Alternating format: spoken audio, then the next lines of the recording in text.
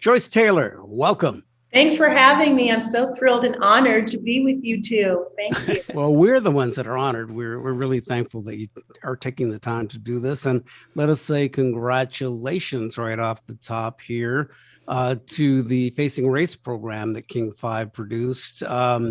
You won a Peabody Award, which is one of the highest honors in the business, particularly for journalism. And I know you're the first to say that it wasn't just you. You were the face.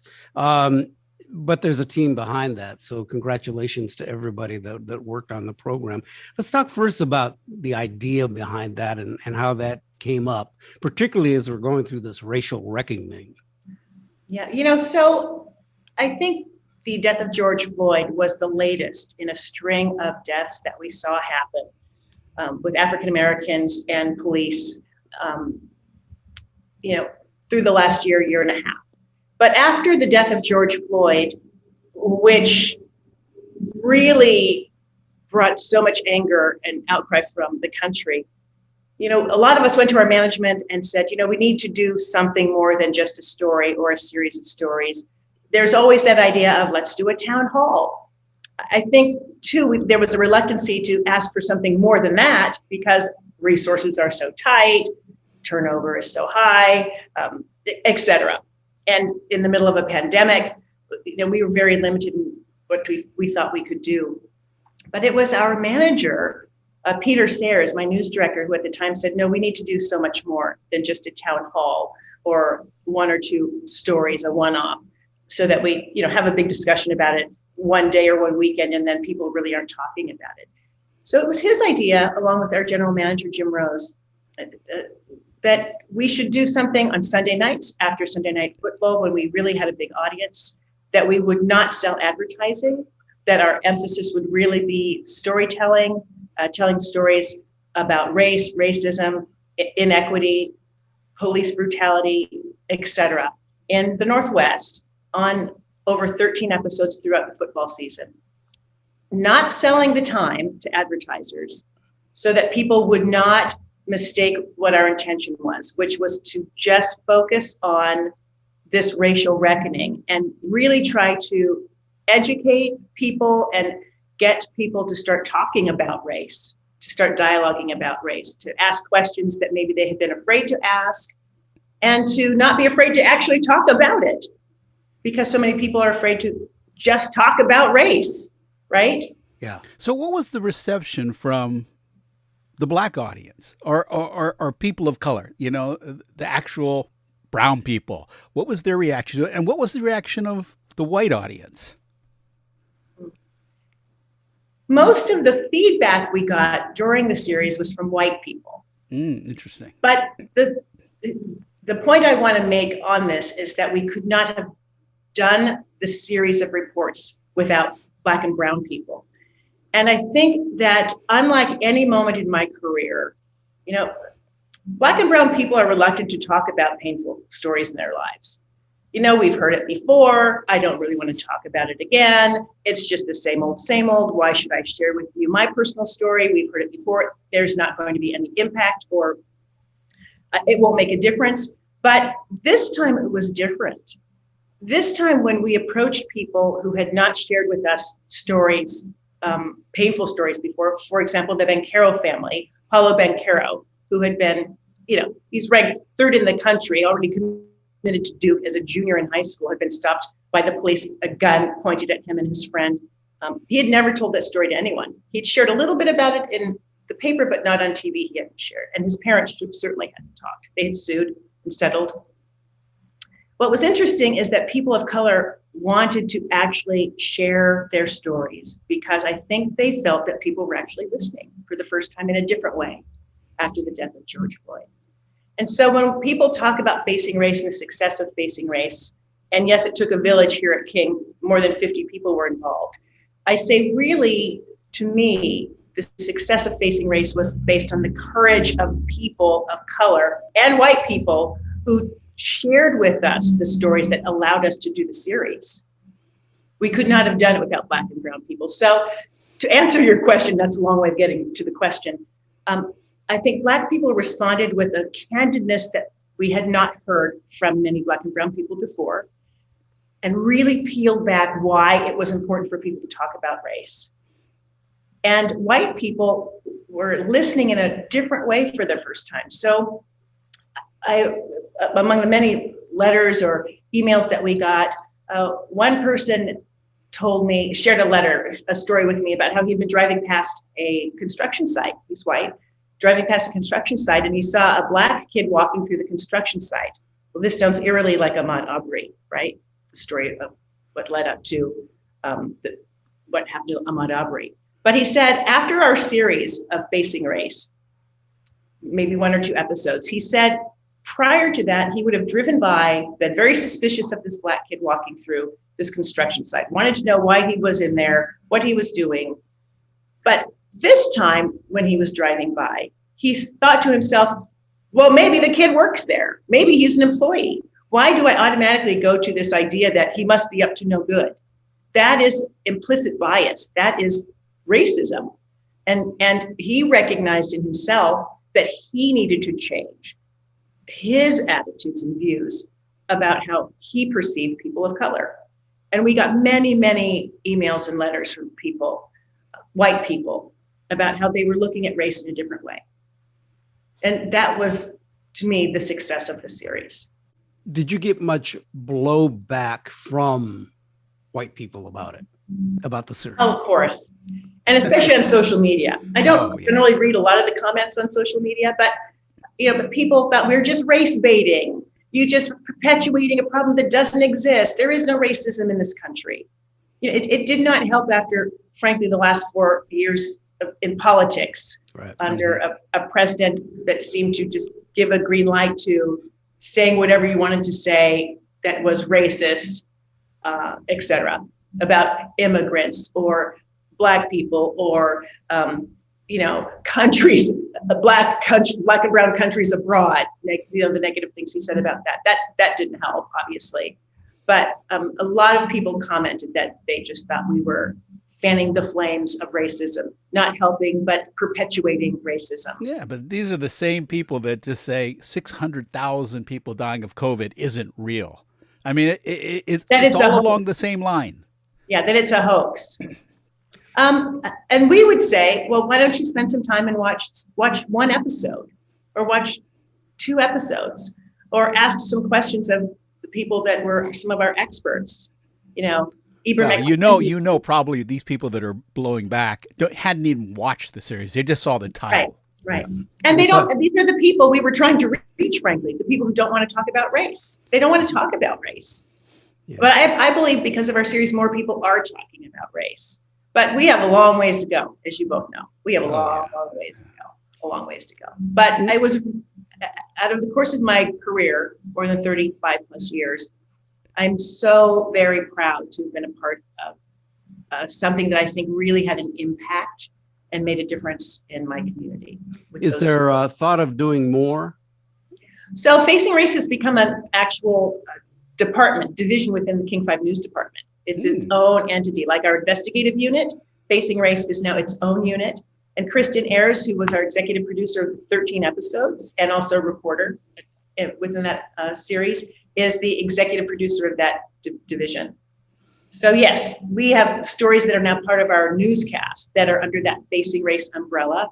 And my hope is that at the end of the year, maybe we'll take the best of those stories and even reflect where are we a year later after the launch of our series, and do another 1 or 2 series. Well, speaking of a year later, when the Black Lives Matters protests really started in earnest, all eyes were on you as one of the main anchors in the market, and being a Black American.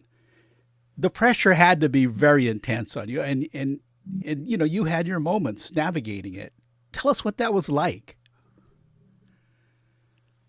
I didn't actually think of it in the way that you just presented it, that all eyes were on me necessarily, because it was a difficult and challenging time for me, especially because, we are really talking about violence against Black and brown people, but particularly men. I have a 23-year-old son. So every time we had one of those stories, it just drove home for me that could be my son. I mean, it really did. And the death of Ahmaud Arbery, like, that almost broke me. Like, I could still cry about the idea that here is this kid running down the street in a neighborhood near his own, and he could just get gunned down like that. And but for the videotape that shows these two people doing this, they may have never been arrested. And so part of it for me, I didn't really see myself as sort of representing necessarily as much as trying to express the pain that mothers like me all across the country feel, that families like me, like mine, like children like mine, walk through the world thinking about how they're going to interact with law enforcement because their parents really want them to come home. So yeah, I didn't think of it as all eyes are on me. I just was honestly, like so many people, just in the moment trying to navigate the moment that we were in and trying to understand how I thought we had come so far and we just have not. The moments I saw that really stood out in watching you on the air really involved you and Mark Wright, your co-anchor, where I saw a moment where he sort of stopped and you said to him, he expressed some just, I think, this, I don't understand what's going on thing, you know, being a white co-anchor and trying to understand what was happening. And then you brought up the fact that, oh, you're talking about our boys, and then had this very kind of personal moment between the two of you, he being a white guy and you being an African-American woman and having boys, and the conversations that the two of you would have with your children. I've had that with my own son, yeah, who's not black, but he's brown. Right. And you know, but that was a moment that, well, number one, I the way you handled it, I thought that was something. That was something. Because I saw a side of you that was not just Joyce Taylor, the anchor. And it certainly wasn't scripted, right? I mean, I think we talked for 11 minutes during a breaking news situation where there was actual protests and rioting and cars were burning downtown. It was on the 31st of May. Yeah, it just sort of happened. It just evolved, right? That came up. It just evolved. But I think the reason that really resonated with so many people is because that's what talking about race looks like. Two people who work together, who actually know each other, and who have talked many, many times about race outside of being on TV. So he knows about my kids. He knows I have different conversations about race. I've shared with him some of the situations of racism that have impacted my kids or my family. And he has been able to listen to me and understand that, well, that doesn't happen in his family. He doesn't have to talk to his kids about how to interact with the police. You know, the police don't stop his kid in a park, in a car, if he's on the phone suspecting him of drug dealing, like what happened to my son. So over time, if you're working with somebody who doesn't look like you, are you just sitting next to them in the desk and just saying, how's your day? Or are you actually getting to know people in the workplace who don't look like you, know them, their families, their children, some of their experiences, to understand how they may be walking in the world differently? You know, people think, you know, because I'm on TV, or maybe have privilege that maybe others don't have, which I certainly recognize, that somehow my kids are protected or my family's protected or I'm protected as a brown person from racism. But that's just not true. It's just straight up not true, as you all know. For sure. And I think that was surprising for people too who are watching. That happens to her. Well, yep. It's outside of King 5 TV. I'm just a black person walking down the street, right? You know, when I was watching that, there was a significant change in your demeanor, and in that and I'm not sure how to describe it, but a side of you, and I'm, you know, we know each other. We've gone back a lot of years here, and there was a very serious personal side of Joyce Taylor that popped out of that, who's like, you know, you don't know, but you don't know the pain along with it too. And that's I kind of got that in a way. And part of it, and tell me if you guys can relate to this. How is it that you're just now hearing this? We've been saying this my whole life. My whole life, my parents' life, their lives. We've been sharing these stories for as long as time in this country. So how is it just now you are hearing me? You're hearing us. Yeah. So to me, that I was stumped by that. Well, I think when you look at, especially in Seattle, who was out there, it just wasn't brown kids. No. The majority were white people. It was the beauty of it. Yeah. And that, because it is racism, but it's also the larger sense of inequality. Mm-hmm. And, young people suffer the same inequality that everyone is experiencing. Not everyone is an Amazon employee or a Google employee. But also seeing all of those people across the entire country out there together, mixed crowds, also reminded me of how long it took us to get from, no, it's really not about all lives. We're talking about Black lives. Right. Because a year ago, people couldn't even say Black Lives Matter. You all recall, that was a big, huge deal. No one wanted to even say Black Lives Matter. So that's how long it took us to get to, okay, we can all agree, we're talking about Black lives. Of course, all lives matter, but we're talking about Black lives.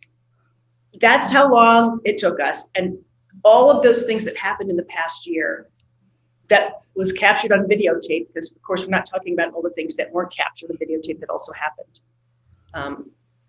That's what it took for us to get to all, Black Lives Matter.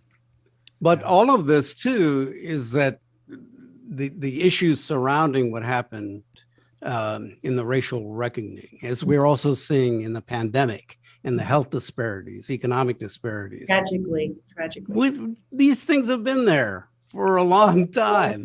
And frankly, I remember covering issues like this back in the 80s, but we can never get the traction because I just don't think the majority wanted it recognized. It's like, okay, we'll give you a certain amount of time, but we're really not going to go too deep on this. But you couldn't get away from it now because I think visuals that brought it home, and then the protests and the voices that are speaking out saying enough, we don't want this to go on anymore. And working in the news industry, I cannot tell you how many times, how many emails I could pull up showing you how often I have pitched doing programs, not just a story, but programs around racial division, inequity, violence against Black and brown people were not responded to, or not right now. And so even when we wanted to do these stories, if I'm the only one Black or brown person, or one of only a couple in a newsroom of 150 people, it's hard to get traction on trying to cover stories like this when people just don't think it's an important story to cover. Yeah, I mean, our viewers aren't interested in these stories, or it's not going to bring in the ratings, or, not now. So it also took that long for us to get to a series of 13 episodes. Yeah. Well, that just shows you how important diversity is in every industry, especially in the media. And it's not just brown faces on the screen. It's brown faces behind the scenes. Because they're the decision makers. They're the ones that help you push those stories. And I don't see that changing that much. Well, at King 5 and within Tegna, they are really working hard to increase diversity within management, particularly around the table that decides what we cover. Now, has that been challenging? 100%. Do we have as many people of diverse backgrounds who are sitting at the editorial table? No, 100% no, we do not. But I do believe that at King and across Tegna, they are really attempting to and see the value and necessity of having diverse voices around the table in news departments to decide what it is that we're going to cover. That all voices need to be heard, not just Black and brown, but old and young, rich and poor, straight, gay, all of that. We need diversity across all levels, but particularly about race. Yeah, I mean, institutions like Fox News aren't going to make it when it's old white people that are your total audience. I mean, the media has done a good They job have so a far of huge following. done a good job alienating a lot of young people. They need to change that around. I don't see I don't see that happening in the near future. Unfortunately. Not there. Yeah, right. Could we talk a bit about your career? Sure. You're from the area, and take us a little bit about yourself and where did the interest start for you in journalism? Math was never my strong suit. I'm with you right there. Yeah. But I really always enjoyed storytelling. And people might be surprised to know that I was painfully shy in high school and not so much in college, but people in high school were surprised that I would have gone on to television. Not writing necessarily, but actually on air because I was so shy in high school. But in high school, I would say eighth or ninth grade, I actually remember sitting in my dining room and watching King 5 and watching Gene Anderson and watching the newscast and thinking to myself, now that is something I think I could do for a career. I think I would really enjoy storytelling, reporting on what's happening. I was super inquisitive as a child and also really nosy about what was what and why things were working the way they were. So it was something I've always wanted to do. It was always sort of my path of going. Where'd you go to high school? I went to high school at Woodrow Wilson, which is now Silas High School. Okay. As you know, they just changed the name. And then I went to Washington University. My first job was in Spokane. And I went to North Carolina. And then I came to King in 1988. I remember when you came to King because I was still there. And you came to King and you were there for how long? I was there for 5 years. Okay. Then I went to Cairo for 9 years. And then I came back in 2002, the year after 9/11. Now, was your path, you wanted to be an anchor? Was that an important thing to you? So I started out as a weathercaster, a reporter weekdays and a weekend weathercaster, only because I interned in Spokane and that was the job they offered to me. Do you want to try weekend weather? And it was a matter of calling the weather service and filling in the numbers and really learning how to ad lib on television. So I actually did that for 3 years in Spokane and 2 years in North Carolina. But it was very solitary working as a weathercaster. You're working on graphics and numbers and, you're working by yourself. And I really wanted to be reporting and anchoring. And so that's when I transitioned to the anchor desk. I wouldn't say I always wanted to be an anchor. I really always wanted to be a storyteller, a journalist, a writer, going to get the facts, putting them together, telling other people's stories, and anchoring just somehow it came together with reporting. So I came here to do weekend anchoring and also reporting, and I did that for many years. What was it like working in North Carolina? It was a culture shock, literally. After growing up in Tacoma, yeah. Well, and I had traveled extensively by RV and tents with my family. We'd been across most of the country actually, because my parents loved to camp, but only as a child. So moving to North Carolina was a culture shock because it was still very segregated, but magically more than half of our newsroom was African American. So I had Black managers, Black photographers. I had a Black physician, the police chief, A&T State University was there, predominantly, all Black university, historically Black college. And so I had never really been in an environment where the majority was African American or people of color, and where so many professionals were Black. So to me, it was a magical time, but also I realized that it was still segregated enough where I didn't want to stay there and raise my kids there. I loved being there. But it was still, being raised in the Northwest where, interracial couples wasn't that big of a deal. In the South, that just was not something you would see. It was still, I felt like I was going back in time culturally. What was it like working in that environment, though? As you said, you had Black managers. It was wonderful because it gave me such confidence that, I wasn't an anomaly like I was in Spokane. That there are lots of people who look like me who are doing this work and doing great work. And, our main anchor was a Black woman, Sandra Hughes. She is a legend in North Carolina at WFMY. I think she might have been there for 40 years. She retired maybe in the last few years. So it made me realize that I could do that too. And just the value of hard work and an education, which my parents always stressed, and that the sky is the limit. I believed that. Now, is that actually true? I don't know. But I actually really believe that because I saw that in North Carolina. Well, you have to believe it. Yeah. People are so successful and climbing the ladder.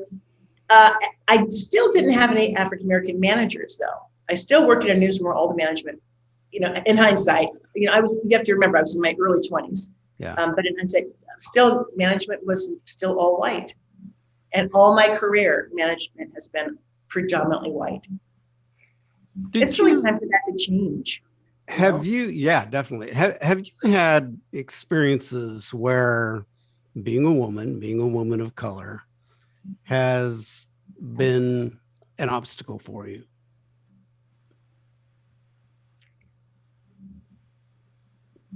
So you're going to be surprised at my answer.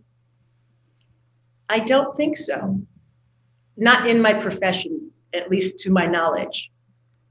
Probably it has been, and I'm unaware of the ways that it has worked in upper echelons of management.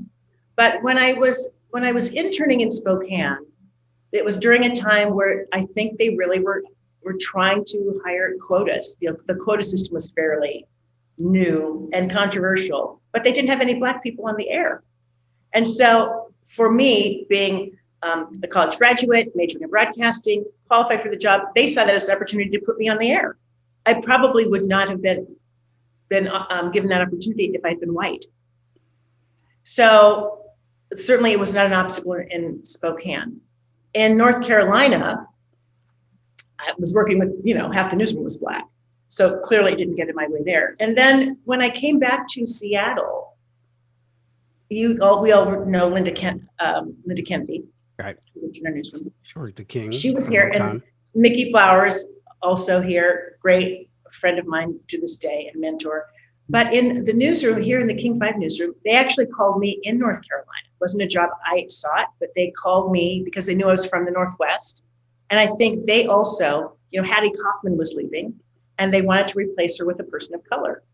And I guess I was the closest one they found in the business from the Northwest, in North Carolina. So they called, and they actually waited a year for me to get out of my contract early to come here. And I was really green. I mean, I was not very good when I was here. I made horrendous mistakes. I really was in over my head. But I worked with, as you know, Enrique, you were here, Julie Blacklow, Bob Simmons, John Wilson, Don Varr, you hired me, just veteran journalists that helped to build this brand. And they truly, and the photographers, Bill Fenster, Ken Jones, they really took me under their wing and mentored me. Now, these are all white people, except for Linda Kennedy and Mickey Flowers. Yeah. But I think that somehow they saw the value of helping me succeed. I don't know why. I can't explain it. And that's probably not what you're expecting to hear, right? But not completely, but but here's the thing.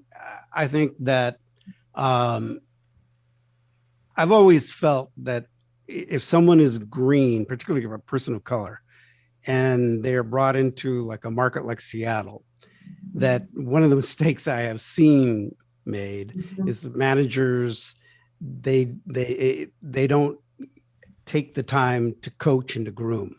And now I haven't seen that. And I think that's an awful thing to do to a person, but particularly if you want to really stunt their career.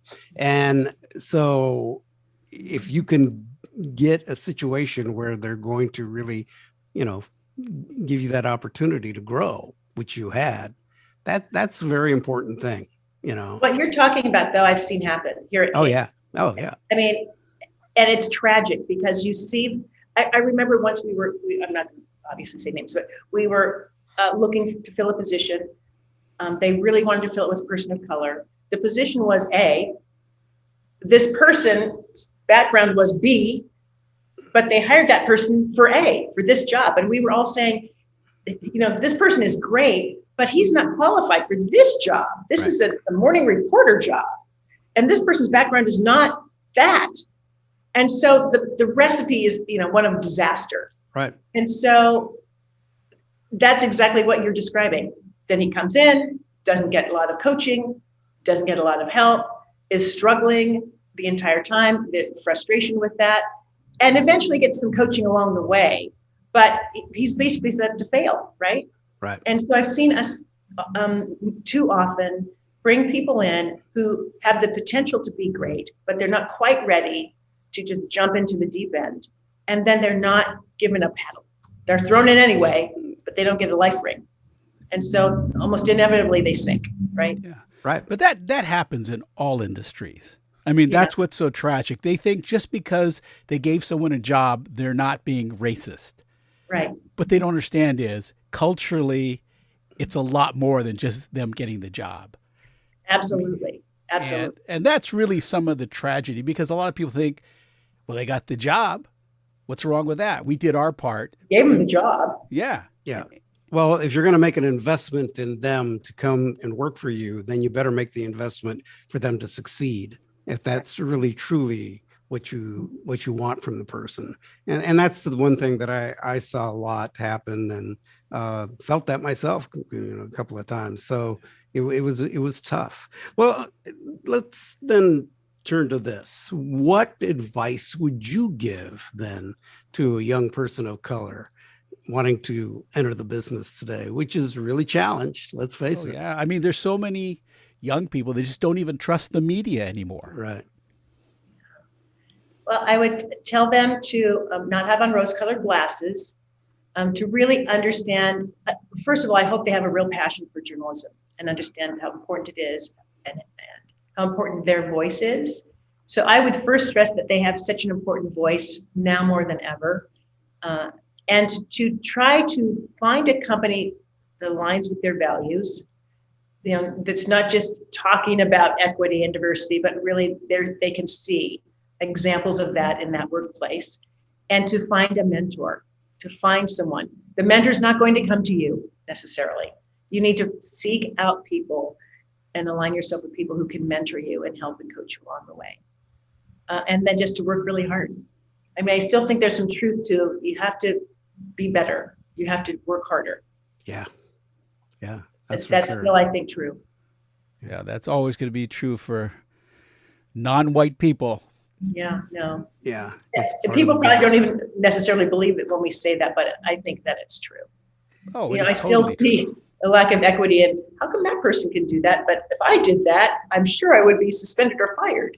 That kind of thing. Oh, yeah. Right. I mean, even in my industry, on the entertainment side, it's like I'm just still one of a handful out of thousands and thousands and thousands of people. Yeah. And that's why? just the way But why? I don't know. I mean, I was in it. I tried to hire as many as I could, but it's always an uphill battle, because ultimately it's a boys' club. It really is. I mean, there's a whole other kind of male white dominance thing that goes on that is just pervasive. I mean, it's all part of what we're dealing with. And, I'm seeing things crumble a little bit.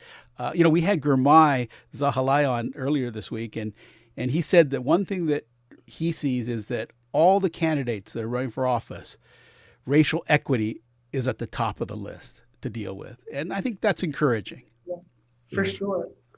Yeah. I love to hear you say that, but then I look at how Carmen Best was treated and say to myself,